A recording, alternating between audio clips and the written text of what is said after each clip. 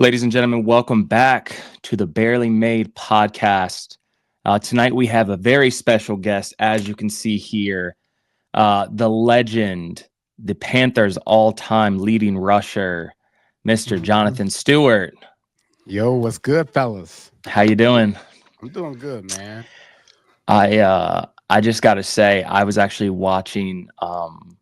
This feels like a full circle moment. I want to tell you why, because back in like October, I was doing like a little one-off podcast episode with one of my buddies, and it was like a month and a half after you had followed Bev Boys, which, by the way, never told you this. So you were like the first big name to follow Bev Boys, and I remember like freaking out and like texted all my buddies, and I was like, Jonathan Stewart just followed the page, and it's like, because I had never had anybody of like any social significance or athletes or anything like that follow me, and I was just like, dude, this is wild. And I was watching back this old podcast clip, and it was like me and my buddy, and I was like, dude, and then like I messaged him and like told him like I was like a big fan, and then he was like, yeah, he's like, if you're ever down in like North Carolina, like we gotta play. And I was like, yeah, like I was like, guess I'm going to North Carolina. And this was like 2 months before the wrap.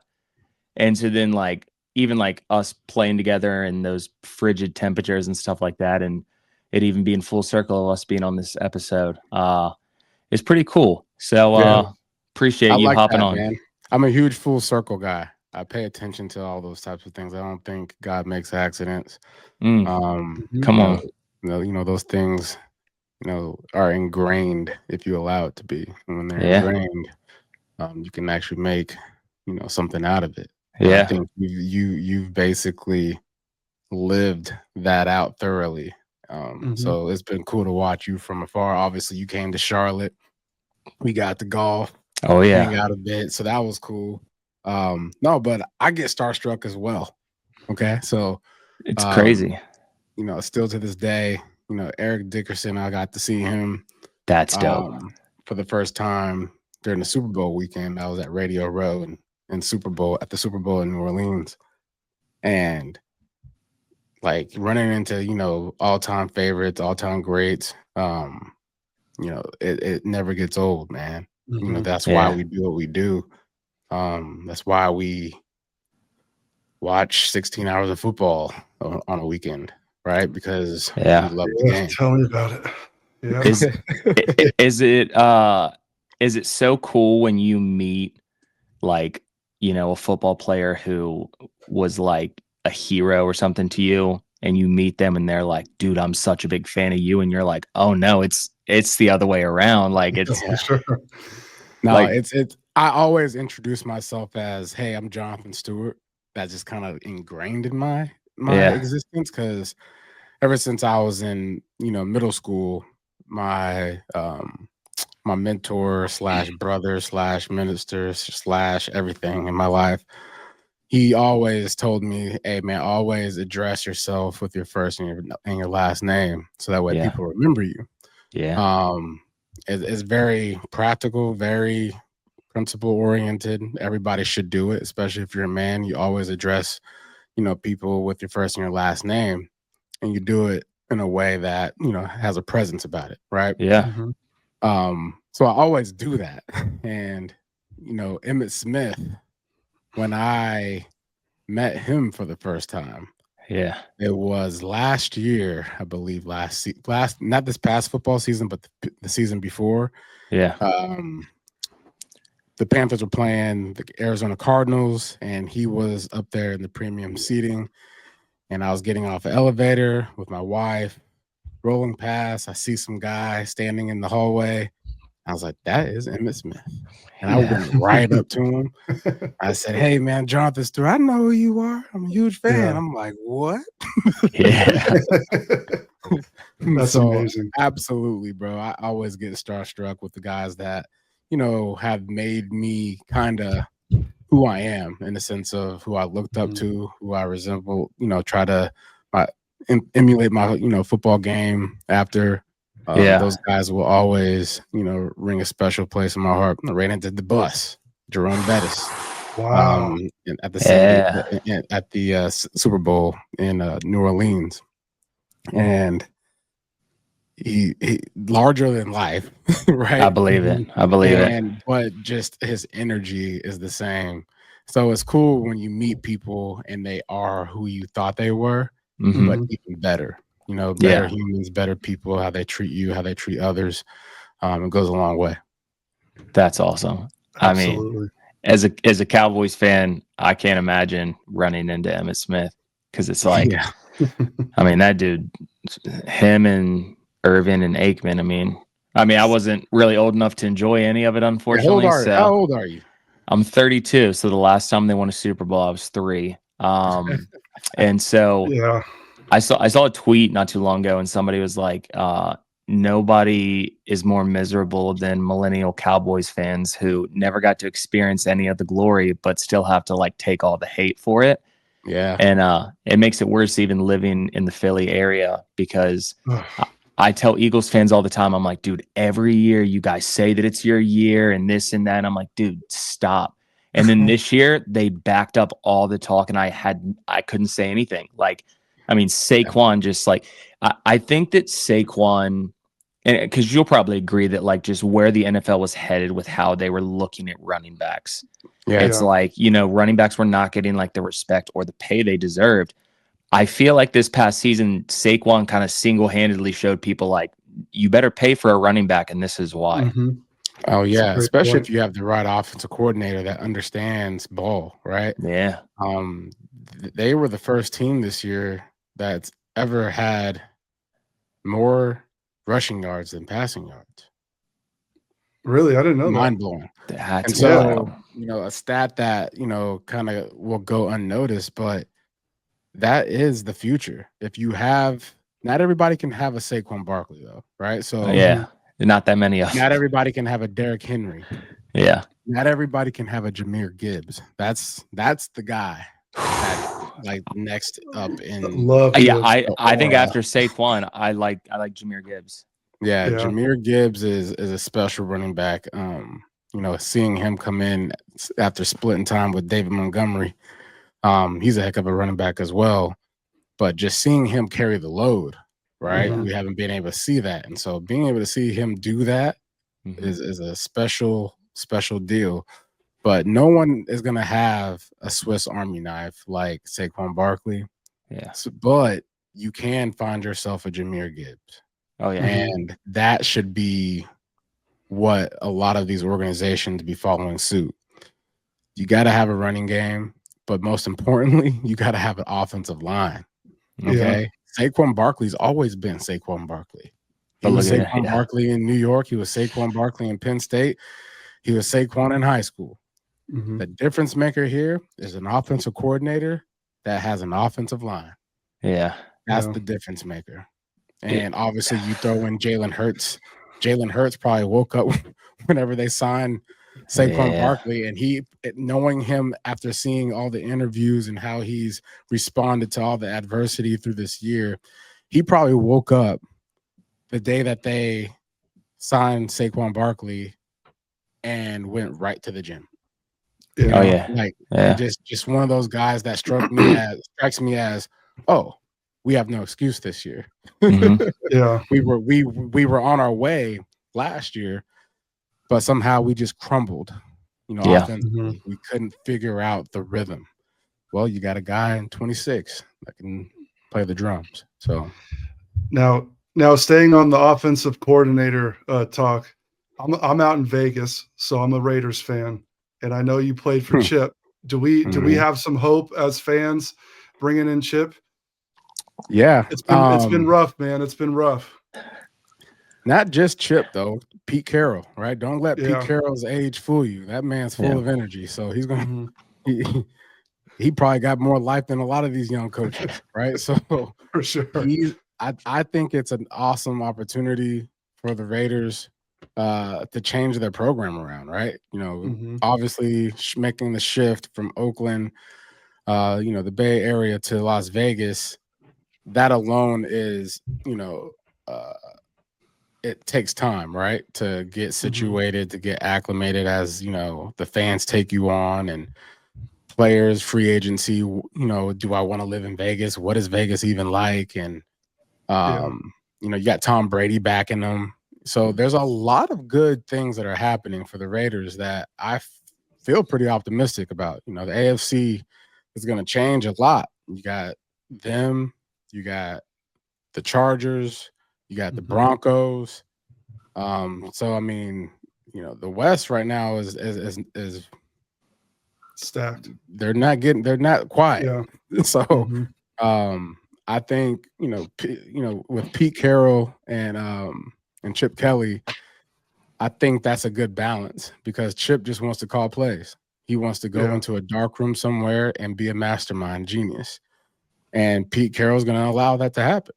I think he's a great delegator, right? Pete has an understanding of what works because he's found it. He's found success up there in Seattle for so many years, but he also has success in college. And so, you know, not being a guy that is chaperoning everything that's happening under the roof allows for professionals to do their job. And I think the Raiders got a good thing going on. I'm excited. I'm excited. Well, at least your Knights are doing well, Rock. So that's all that I could hang my hat on right now. Yeah. I want to ask you, I'm always like, I always love seeing these videos online. And so I want to ask you, when you first came into the league, what was like your welcome to the league moment? Like that first hit where you were like, oh, like this ain't the Pac-12 anymore. Yeah. You know, that answer's changed a lot. Really? Because, you know, I think one of the things is as I've retired and talked more about football, I've had to work through a lot of the recall as far as what happened and what transpired in 2008, for instance, right? So it's been so long. But I would say my initial welcome to the NFL moment was Thomas Davis, all-pro linebacker for the Carolina Panthers in practice.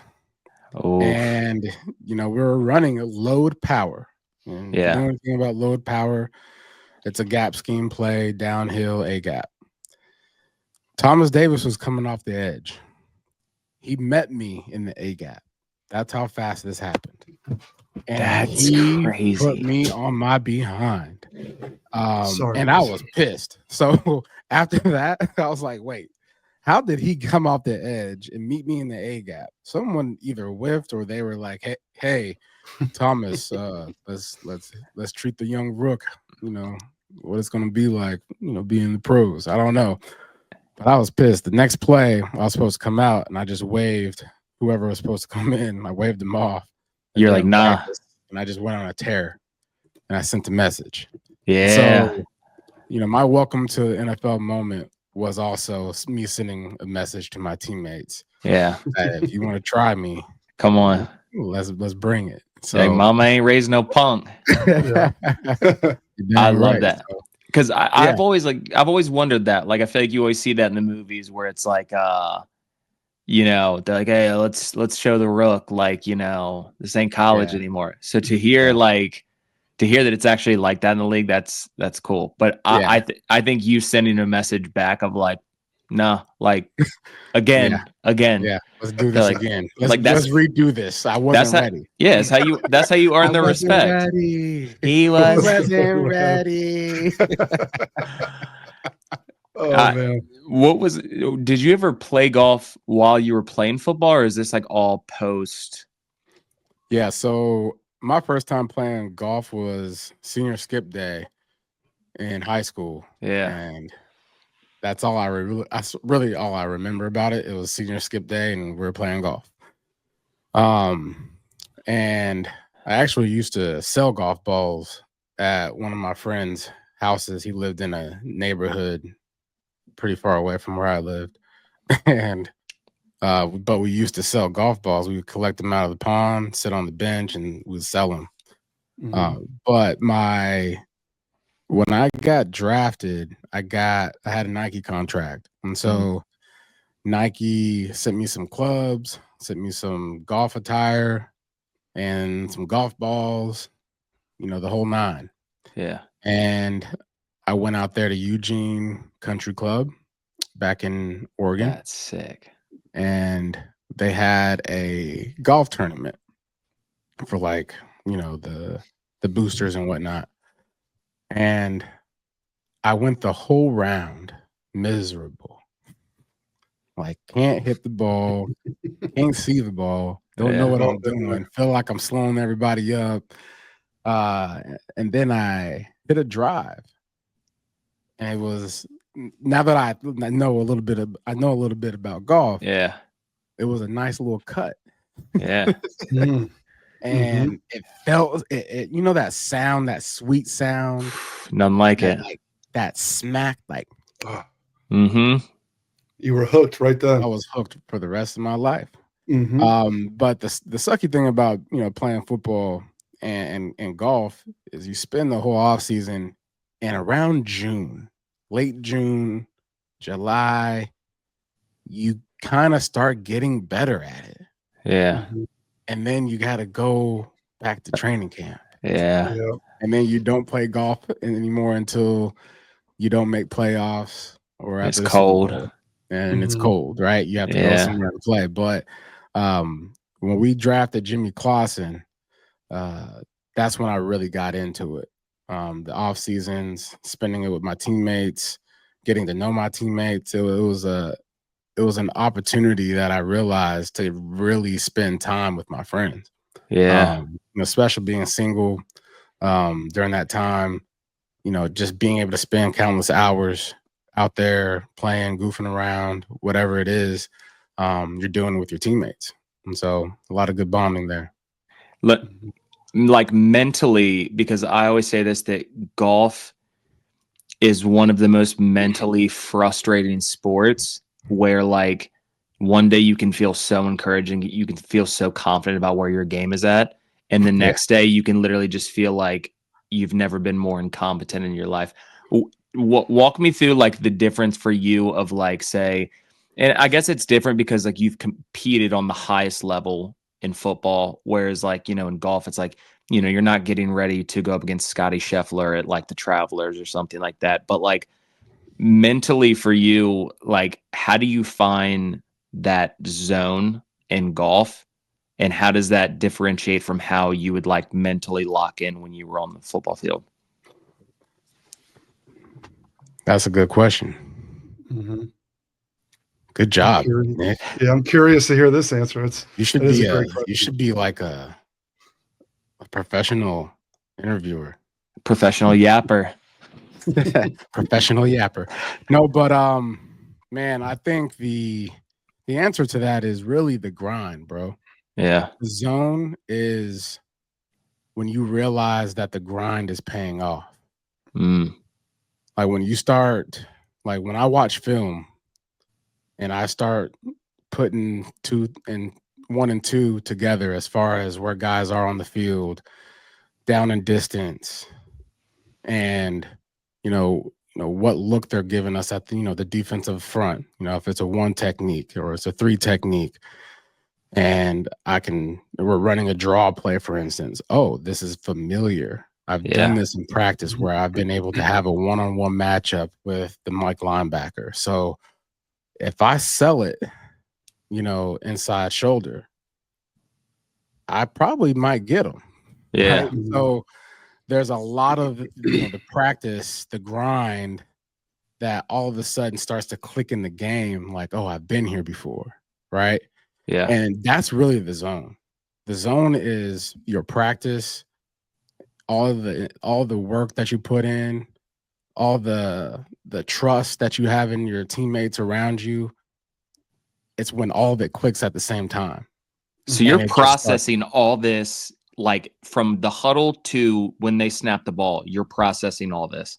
Oh yeah. I mean, and then they're moving people. So you're having to like react to that too. That's crazy. And really it's, for instance, if I know it's a weak side run and that safety is the only person out there. Yeah. Or that nickel might be the only person out there, because we might have, the Z on one side, and I know the Z is about to run a crossing route, and that safety is the only person left. Yeah. I'm gonna play with that defensive end, and then I might take a back door, right? Because I know that all I gotta do is beat the safety. Yeah. It's a one-on-one matchup. So it's like watching the rotation of the safeties, watching, knowing what the routes are, you know what I'm saying, on play action and stuff like that, whatever it is, you can start playing with the defense. I love running mid zone, and we're playing against, a fast flow defense. And when I say fast flow defense, it's a defense that has guys that see ball and go get ball, Yeah. right? But more so the guys that don't have good hips. Can't Yeah. slow down, can't change direction. So we run mid zone. And I know that backside linebacker is going to try to scream over the top. The moment that I see, my one technique, my three technique start turning in the hole, meaning if I start seeing where the numbers are shifting and I don't see their back, Yeah. that means I'm cutting it back. So it's it's a cut back, it's a cut through, or it's just keep it on the train, right? Yeah. And so there's a lot of things that you see in practice. There's a lot of things that you see when you watch film, when you watch other running backs tear, defenses apart. The long explosive play list that I go through on a Thursday. Watching the explosive runs is what gives you confidence in, oh, well, Marshawn Lynch just did that to 54. I'm gonna try to do the same thing. So when you go out into the golf world, it's no different, right? It's the chipping, it's the putting, it's the countless swings that you put in every time you try to get that grind in, right? Yeah. It's not about whether or not my goal is to get under 80, right? Yeah. I want to shoot in the 70s. I'm close. Today didn't feel close, but I'm getting there, right? But I feel that. But it's not necessarily about that, because what happens when what will happen when I do get in the 70s? I'm still gonna go play golf. Yeah. So what is this really? You're gonna want to get in the 60s. It's about the grind. Yeah. It is. It's about the grind, bro. The journey is the grind. That's what we love about golf. That's what I love about golf, because it replaces the grind that I've been so used to for so long playing football. Now I get to go and practice something that I suck at, but in my mind, I know I can get better every day. Yeah. Right? Yeah. Every day I can get better. And that's the reason why we love this game, because we are human beings made to thrive, right? And to thrive, we have to have the mindset of, man, what can I do to sharpen myself? What can I do to not stay the same? What can I do to be consistent, right? Yeah. Consistency doesn't look like a glass of water that hasn't been touched. You drink it and it goes down. You drink a little bit more, it goes down. And then you refill it. Yeah. You refill it, and then you repeat the process. You know what I'm saying? So that's really what I love about golf, is it's just a grind that I'm just chasing, man. Yeah. When I feel like I got to a point when I started doing content that I really stopped caring so much about what I shoot when I golf. And it was partially because I realized it's a lot like success. Like you're never going to be satisfied, because you're always going to get to a level where it's like money. Like you'll never have enough money. Like you'll always want more. And it's like, the older that I get, the more that I find so much like happiness in like the community that I find in playing golf. But also, like I tell people all the time, like for me, golfing now is a win-win, because if I play bad golf, it's great for the brand and it's great for content. And if I play good, then it's like I'm pumped because I'm playing good golf. Yeah. But I even think of, living in like a cold area. In the summertime, I see a lot of my boys like all the time. In these winter months, I'm like struggling to like keep in touch with them. I'm like, y'all want to play poker or something like that? Like we can't get out on the course like we can, but it's like it's like so not about the score for me anymore. And it's about the fellowship, man. It's about the journey. It's about getting yourself better at something. Like when you're going outside to go golf, you're exercising. Oh yeah. And when you're going outside to go golf with your buddies, you're exercising with your buddies. Yeah. And when you want to crack open a beer, yeah, you're having a beverage with your buddies. it's And then when you can't beat are, it. and then also too, when you're going through certain things, life is life, boy. Yeah. Like life be Yeah. life. And sometimes you need somebody to talk to. Facts. Like as far as like the mental health stuff, right? Like a lot of cats, man, golf has like really broken some chains. Yeah. You know what I'm saying? Yeah. For a lot of people. And, I think COVID happening, and all of a sudden, hey, you can do nothing but golf. Oh, Yeah. really? You can go outside and play? Okay. Mhm. Feel like I'd And give it so- a shot, I guess. yeah, right. And what's been so cool watching all this happening is, people finding confidence on the course, not just in their swing, but with Yeah. themselves and with, who they are as individuals and being accepted. Right. And Yeah. I think that in itself is what's so cool about golf. Doesn't matter what background you have, doesn't matter what sports you play, doesn't matter how athletic you are going to relate to every single person that's on that course. Yep. Yeah, I think I need to get more of that in my head because I'm too much on the course still. I'm still trying to chase that never-ending happiness, like you said. Like I want to break this number, and then when I do, I just want to break the next number. Yeah. So like I need to Yeah. slow down a little bit and enjoy myself a little bit more. Yeah, and then also too, try to go practice, Yeah. right? Yeah. Because I think we'd be lying to ourselves if we're saying, "Oh, I don't care what I shoot when I go out there." No, you do. Okay? Yeah. Mhm. It's just one of those things you tell yourself so that way you can deal with it. Yeah.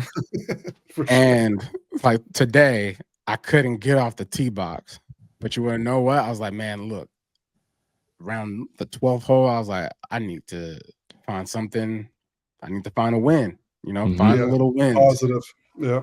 And so I had this little chip shot, like 112 yards out. I was like, all right, just do everything that you're supposed to do with the pitching wedge. You know how to hit a pitching wedge. Yeah. Mhm. And I hit a flush shot and it felt Yeah. good. And my boys was like, yo, good shot. I was like, Mhm. yeah. Yeah. That's me. That was me. I Yeah, did that. that was- You're like, all right. I can golf. I can golf. I can do this. I didn't completely lose it. Yeah. Mhm. There was 2 moments specifically that I feel like are like core memories for me from when we played. And the first one, I told Rocky this last week.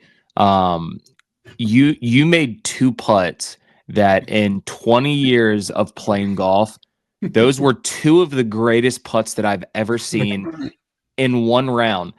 And I'll never forget because we were both in that fairway bunker on whatever hole it was, like 4 or 5. Yeah. And I remember you hit your short of the green, and then I hit mine good, and I was like, "Oh, like I'm him!" Like great Yeah. shot. I end up 3-putting. Yours was like I think back that Yeah. I wasn't it was off the green. I wasn't texted even it. watching it until it got like halfway there, and then I heard like Lot and his boys start chattering, and then I look up and I saw it drop, and I was like, "You got to be kidding me!" And then on the back 9, I'll never forget this because I remember walking by you, and you like weren't like it wasn't the fringe, it was like in the rough, but it wasn't even like close to the fringe. Like you were like a good 2-3 Yeah. yards in the rough, and I remember walking by you and being like, "Putter's an interesting play here." And I remember you were just like locked in, and I was just like, all right. And I remember you hit it, and I was like walking around the ball to go to my mark. And I remember thinking to myself, if it hits this line and breaks like I think it might, it's going in. And it hit that, and I was like, you got to be kidding me. And drop. And that was the one to seal the match with him. Mhm. Yeah. And I remember just like turning around and just being like, the guy's a friggin' player, him. man. Like I'm him.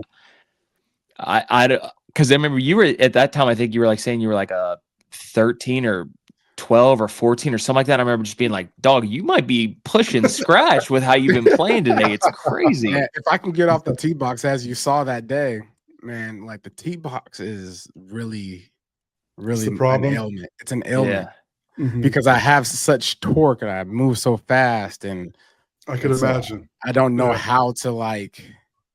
I basically just need to do it more. I don't know. That Can't tell you. I'm not a coach, but all I know is that there's a lot of moving pieces that I'll have to happen at once really fast. Speaking of off the tee, the second moment was, I forgot what hole we were on. I remember I got up and I hit. It was by far, it was my best drive of the day. Like everything, the sound of it, I was just like, oh, dude, I piped that thing. I remember you got up, hit one, and you were like, like that wasn't good. You're like, it was off the toe heel or something like that. And we drive up to the ball, and I stop at my ball, and I look, and your ball is like 60 yards up in front of mine. And that was when I was just like, okay, all right, yeah, that was a humbling moment. That was How far do you hit the driver when you get off the tee? When I get it, when I really get it, I can be like, okay, that was 330.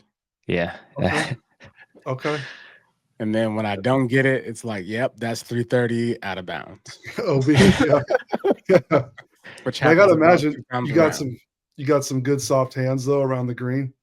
I don't right now. That's really, man, listen. Just use the putter. The putter's hot. I was using putter all day today. The moment there was times where I was like, all right, I'm a chip. Nope, shouldn't have chipped. Should have just putted it. And part of it is the grass changes, right? During this time of the year, it's cold, the rain, that yellow grass be out there pulling on my club. Like, I hate it. So it's just one of those times of the year. So hopefully it makes me better. Are you always a driver off the tee guy, or do you like? Because I found that course management has been the biggest help to my game. Like I have no problem getting on a tee box and using like a 4-iron if I know it's if it's going to leave me like 130 in. I'm like, that's a nice pitching wedge. Like I'm not going to hit driver and go OB.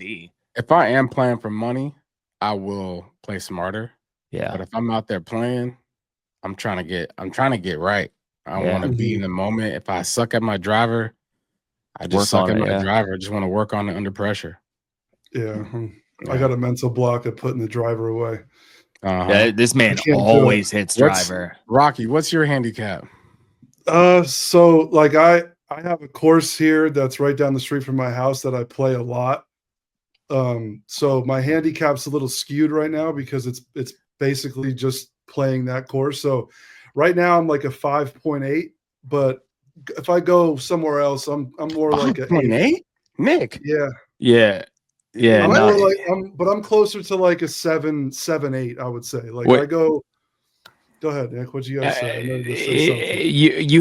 You have to like be honest. So his home course is like home field advantage is real. Like because I'm like a 10 right now.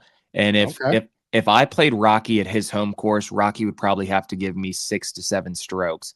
But it's like Lambeau Field in the wintertime for me. But we were just in Arizona, and that's a pond. That's a pond. It looks like snow. It looks like ice. It's a pond. So I'll hit it right there. We could probably play straight up on most courses, like in Arizona. We were playing a couple weeks ago. We probably could have played straight up that round, but his expectations are so high for his game that like. He shot a 41 and thought he had a terrible 9. I shot a 30. I shot a 39 and was like, that was great. I'm so pumped. Like, dude, So, but 39 would have been, let's have a day. And it was with Busted Jack too. So I was like even more pumped. I was like, we're getting content and I'm playing well. This is great. Oh yeah. How was Arizona? My first time. I loved it. Fun. I trained in Arizona for a while. It's great. Golf courses are awesome out there. Dude, I wish I was in love with golf when I was playing football the way I am now.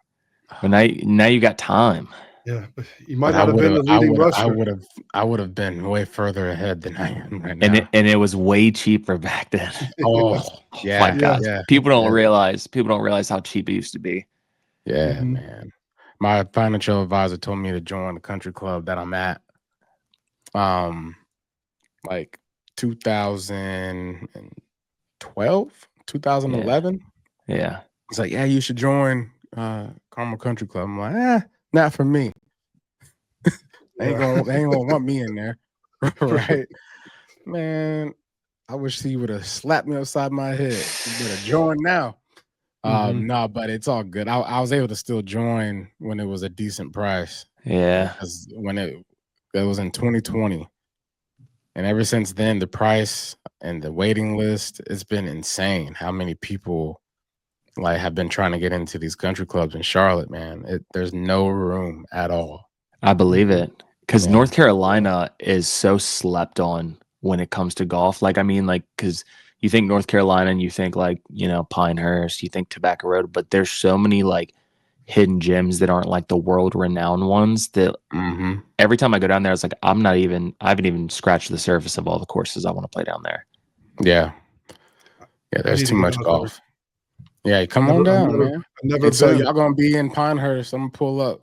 Hey, we're also playing Tullamore like later in the week. I really want to play Tobacco because I went to Pinehurst for my 30th 3 years ago, and I made the mistake of not playing Tobacco when I was down there, and I was like, I won't make that mistake again. Like, I gotta play because everyone tells me it's like, dude, it's amazing. Like, it's difficult, but like, it's just the design of it's like incredible. You got to play it. So I'll definitely text you. I know that Lot wants to like link up with us too. So I think it'd be dope for us to get a round in when it's not you know, sub-zero temperatures and we're freaking freezing to death. Yeah, it's supposed to freaking snow tomorrow. Is it? I don't know where that's coming from, boy. Oh no. Nick, would I have made it? God showing out. Oh yeah. So listen, that's the other thing. Rock has that West Coast blood, and so it'll be like 50 degrees, and he'll be bundled up, and I'm like, bro, like, Rock. I got the West Coast blood too. I'm telling you this, bro. The day that we all played, you'd have been cooked. I think you probably would have. You probably would have played 2 holes, and you'd be like, I'm going to the clubhouse. I can't do this. Yeah. Yeah, I can see that. You got to work on your mental. You got to work on your mentals, baby. Yeah, just don't do well in the cold, bro. I just don't. I think when it's your choice. That's an excuse, man. It is your choice. You're right about that. Golf is a choice. You know what I'm saying? So like, if I have the choice to not go because I'm freezing, I'm probably gonna make that choice. You know what I mean? So if you take a trip to Charlotte, North Carolina, and it's just like, oh man, wasn't planning on it being cold. I'm not playing golf. I made it all the way down here, and I'm not playing. That's what you're gonna do? I would consider it. Oh my god, you're bugging. I'm sorry, my son's in here trying to grab. What are you gonna tell your son? What are you gonna tell your son when he's like, "Dad, it's too cold"? You know what's crazy is I just took him out today, and he kind of quit on me. So I do got to fix that. I do got to fix that. So you're teaching him something. Always keep it a buck. Oh yeah, he hits it a mile too. Oh really? He does, man. He's 5. He just turned 6 today. It's his birthday today. Let's go! Happy birthday, Lil Rock. What you getting in there, Rock? He's grabbing his primes. Oh, that's nice, dog. So all right, now don't come in again, please. You got that fresh haircut too. Yeah, my wife's a hairstylist, so she always keeps it fresh. Yeah, nice. Yeah, you might have to give him a new driver for his birthday. Yeah, he snapped it today. Just regular swing. Snapped his driver in half. What are you feeding him? And look at it right here. Just. Good Lord. Wait, is that like the baby from The Incredibles? The swing snapped it. No, bro. He swung, hit the ball, and as he hit the ball, it snapped. I have it on camera. Oh, dude, I thought you were telling me earlier that like he got mad and snapped it like over his knee. I was gonna be like, oh man. No, man. He got anger management issue. Yeah. He was even through 4. We were playing a 6-hole match for his 6th birthday, and we were on the 5th hole, and he just hit it, and the drive still went right down the middle. Snapped the driver right in half. But it kind of mentally messed him up though, because he was upset about it. That's crazy. How old are you? I'm 35. 35. How many kids you got? I got 2. I got an 8 and a 6. Okay, I got an 8-year-old and a 4-year-old. 2 girls. Yeah. Man. Yeah. Oh, dude, girls are the best. Yeah. Girls are the best. They are like. Nick, you got kids? Yeah, I got 3. Boy, you got 3 kids? Yeah. You be pumping them out. Yo, wife. Yo. That's why all of our wives. Let's give our wives. No, seriously. I was come on, we got to put a round of applause soundtrack over this too. I was telling somebody today, I was like, man, I was like, shout out, especially for content creators. I was like, shout out all the significant others of content creators. I was like, because they're the real MVPs. And I always I always tell people all the time that like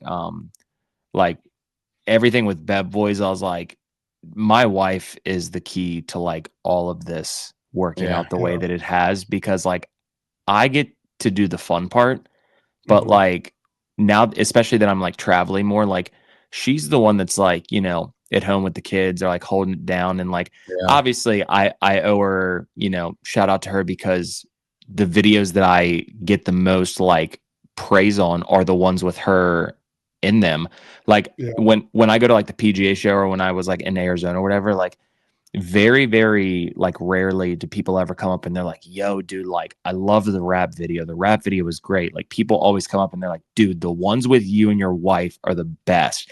And they're like, dude, her like personality, the way that she's able to like respond and stuff like that. And so just like major shout out to her. I'm actually, I hope she doesn't see this before it comes out, but we're coming up on 100,000 followers, and I've been saying for a long time, I was like, when I get to 100,000, I was like, I want to do something like really big for a giveaway. And so I just thought about it like a week ago, and it's like, I want to do 100,000 giveaway for her, because it's like, it's a big milestone, but like none of this would be possible without her. And when from day one of me starting this, you know, back when I was 30, and it's like, you know, you're 30 years old and like you're wanting to become a content creator, like that's kind of tough to explain to people. But from day one, she always said like, you know, I didn't always know what like the vision of like Bev Boys was, or like how exactly this was going to turn into something. She was like, but I always had faith in you and knew that like if you were behind it and like really were all in on it, that it was going to turn into something. And so that's why that like now with it kind of starting to like get legs, it's like, I feel like nobody deserves like, you know, a shout out and to be praised more than her, just for all that she's done behind the scenes. So I agree. Man. Well, what's her name? Brooke, you're the real MVP. Real MVP. I feel like KD accepting a speech right now. No, but you're totally correct, man. Like even for me, you know, the golf space, I have to like basically convert my football followers into golf followers. And I'm like, hey, you're gonna love golf, or. But that's the cool thing, is that I think you're probably the first like NFL player that I've seen that, and I remember respecting this so much when I first saw it. I was like, a lot of football players are starting to play golf, but like you took it a step further where you're like, no, like I'm documenting the journey, like I'm gonna make the content. And I was like, respect, because I feel like more people should do that and like document the journey, because there's so many people that you've gained as fans along the way that like are invested, you know, not because of necessarily what you do on the field, but because of like who you are as a person. And so it's like, you know, we always get sad when somebody retires, but now it's like, hey, you get to follow me on this other journey where it's like I'm battling to try and be the best version of myself when I'm out playing this other sport. Yeah. That's a really good way to put it, because that's exactly how it feels. Because every football player, man, every athlete, every celebrity, they all just want to be known for who they actually are. Yeah. And this is an opportunity for me to showcase that. So, yeah, man. People like y'all, man. Trailblazer. Yes, sir. Can I ask a college question real quick? Because you know, I was a basketball guy growing up. So like when, you know, me and my friends would get together, we would always talk about like, if you had one pick to go anywhere you went or anywhere you could go for college, Oregon was always my pick because of the Nike gear, right? Like, can you walk me through how that works? Like, is there like a room that you guys have where you just go in there and just pick whatever you want? Or is it like you get X amount of things per month, or how does that all unfold? Yeah, I mean, I know now with NIL and all that kind of stuff, it's a whole different ball game than what I was there. But when I was there, we had access, you know, to stuff that dropped, right? So, you know, our sweatsuits, our team sweatsuits, our team shoes. Like we didn't have the Oregon Jays back then when we were playing. But once I got drafted, that's when they really started to come on with those. Like Tinker started making all these, specialized Oregon Jays, especially for the basketball team, right? Yeah. So, having the connection to Oregon, always being, front row, to get that special delivery. So Yeah. that was pretty special to just be able to be a part of that. But playing in there, man, we had everything we needed. Wristbands, I bet. Like football practice, man. I was always banded up, all kind of stuff. That's so during sick. the game, I'm out there naked banded. Yeah. But the Michael Vick cleats, you remember the Michael Vick cleats? Oh yeah. Yep. Bro. Hey, them boys right there was special shit. They should have never discontinued them. I'd probably still be playing football if it was if I could have those cleats, my feet, bro, like they went through a lot of ups and downs. The Mike Vick cleats, the LT cleats, those are the best cleats of all time. Mike Vick, hometown hero. He's from my hometown. Oh yeah. Yeah, him and AI. Me and AI went to the same high school. I never really got to see Mike play in high school because I was so young, but I remember my freshman year was when Tyrod Taylor played because he's from Hampton, Virginia too. He played for Hampton High, which was our rival. And I just remember going to like the games as a freshman and watching him just like run all over us. And so I remember thinking like, I can't imagine what it was watching Mike Vick out here, because Tyrod is cooking these boys and making them look like it's their first time ever stepping on a football field. So it's like, I can't imagine what it's like to be on a high school field and watching like someone like that. We gotta play him. Yeah. Just has to have been different. Yeah, super different. Are you still a Pacific Northwest fan? Like I love that place more than anything, man. I love it up there. Yeah, I love the PNW. I just don't get back as often as I would like. This past year, Oregon played really well. I'm still doing stuff with Oregon podcast. Yeah, Ducks of a Feather with Kenyon Barner. We had an opportunity to follow closely Oregon's progress this year, and so I went to the Ohio State game in Autzen Stadium, and I was able to go back to Washington, where I'm from, and go watch one of my high school football games on a Friday night. And I haven't done that ever. And so it was really cool to just be able to go back home to the hometown, catch the vibe, get re-energized, refocused, recalibrated, whatever words you want to use there. But it was, it's always nice to get back home.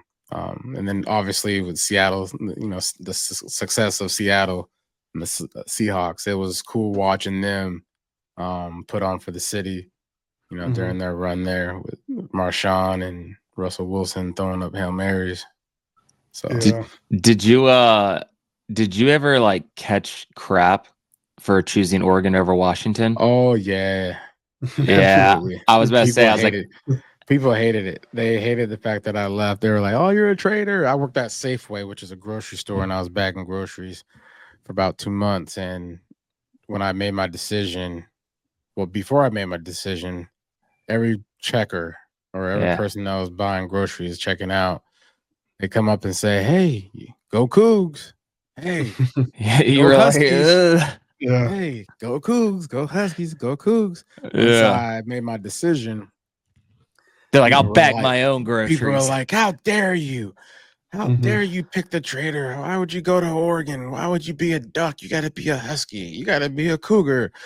All kind of stuff, right? But I made the right decision. Yeah, sure. It definitely paid off in the long run.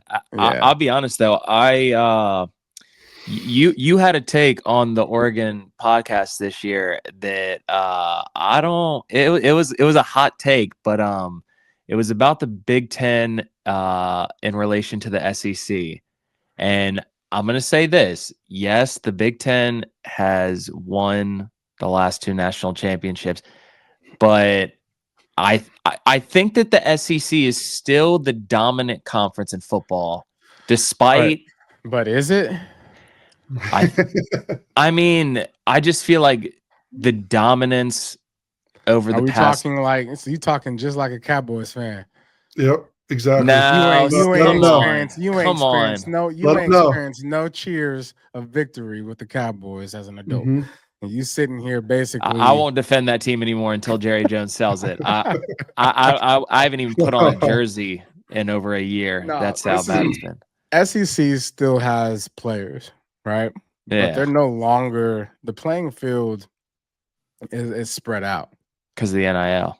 The portal, everything about what's happening to college football is leveling the playing field. Yeah. You know what I'm saying? So you'd be a fool to think to yourself, oh, SEC is exactly who they were 2 years ago. They're not. Yeah, that's true. Not even close. Yeah. Not even close. And Big Ten and SEC share the bank. All the money, they get the majority. And so wherever the money is, that's where the talent is. And so Ohio State, they 20 million. That's what they buy you. I knew we were gonna get torched after they played y'all. I was like, give me all my money on Ohio State -6. I said, I gotta hedge my happiness. We're about to get steamrolled. This was a good learning experience for me this year because I've been covering football a little bit, with the Panthers, Oregon, and I've been doing it as a fan. Yeah.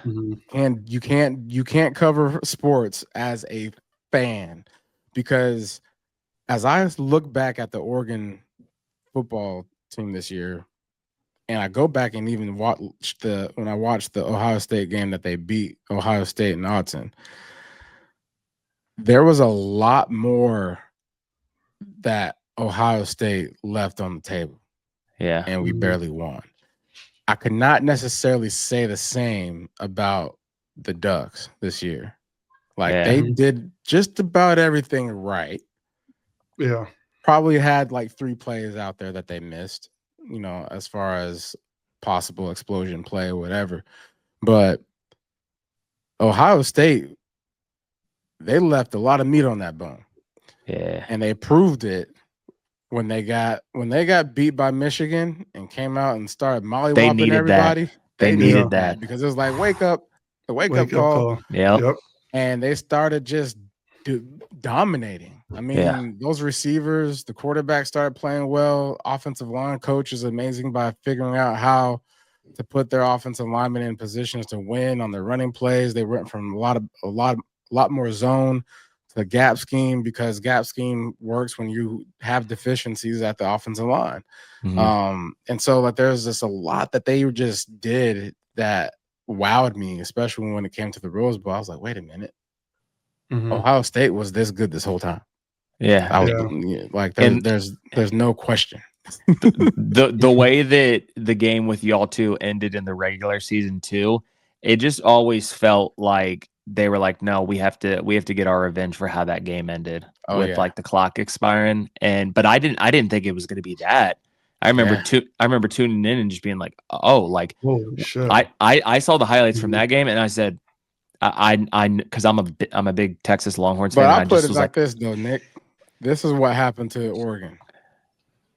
Do you have a good round of golf when you go to play your round without having a range session? Depends. It depends, right? So say you've been playing golf, right? Yeah. And you've been working on things and you've been getting after it and you've been practicing. Yeah. And then you go and you played a round and you won barely. Like you had a good round, but it wasn't the best. And then you show up the next day and you don't go to the range and you try to go out there and play a competitive round of golf with some guys. No. You're not going to play well. Nah. That's kind of what happened to the University of Oregon because all top 4 seeds in the playoffs had the bye weeks. Yeah. And they basically just showed up and played. Which, by the way, that seeding next year, we got to take a look at that. They got to readjust that for sure. Yeah, I agree. It should have been A. I think college football playoff should have been A, but they're talking about making it to 16, I think. 14, 16. They got to stop. I mean, but I will say this. I'm just glad that Quinn Ewers is out. It's Arch time. I feel optimistic. Quinn wasn't that guy.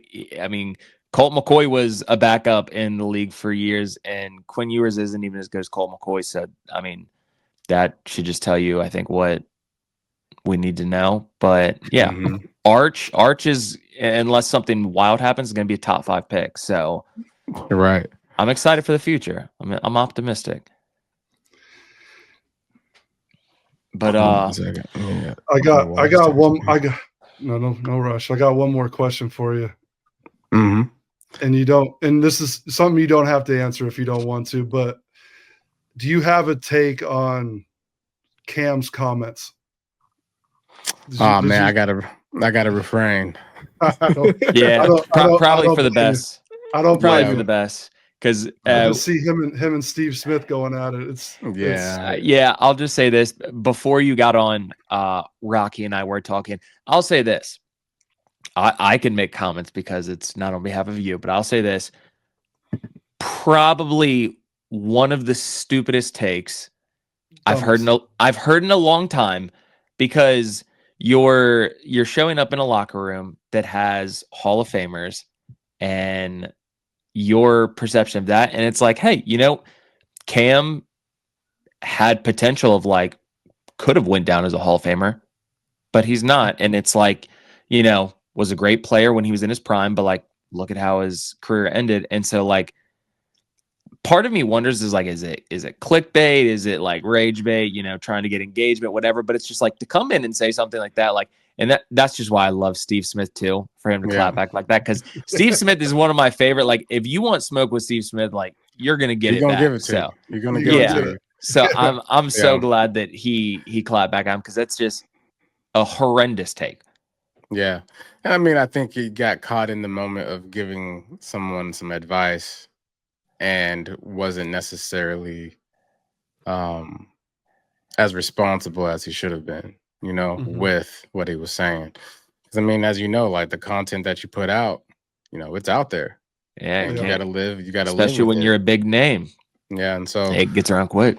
Yeah, it gets around quick. But I think people are people. People make mistakes, and I think there's a lot that he could have said, and it would have been well received, regardless Made it better. of having to say what he wanted.